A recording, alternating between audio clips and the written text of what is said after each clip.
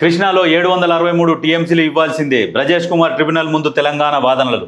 70% వాటా కోసం కొట్లాడుతున్న ఉత్తమ్. గత బీఆర్ఎస్ సర్కార్ 299 టీఎంసీలకే ఒప్పుకున్నది.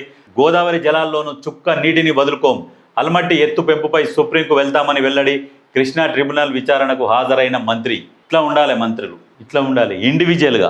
అప్పుడు ఎవరన్నా మాట్లాడాలంటే ఆ కుటుంబ సభ్యులే మాట్లాడుతుండే. ఇక ఆయన అప్పుడు ఏంది 299 టీఎంసీలకు పరిమితం చేసి వచ్చిండు. ఏది అక్కడ పోయి చేపల పులుసు తిని వాళ్ళ అంతర్గత ఒప్పందాలు కుదుర్చుకొని పేపర్ తెచ్చి ముందర పెట్టగానే ఇంతేసి ఏముందిలే అని సంతకం పెట్టేసి వచ్చిండు. మనది కాకపోతే ఈత మొద్దు కేసు రాయమన్నాడట.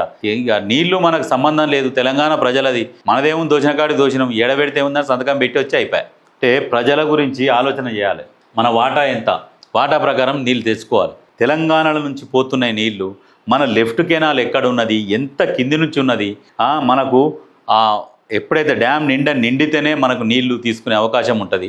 అటువంటప్పుడు దాని గురించి ఆలోచన చేయకుండా 299కి సంతకం పెట్టొచ్చిండుగా మైసూర్ మహారాజు. అంతకంటే ఎక్కువ సంపాదించిండు.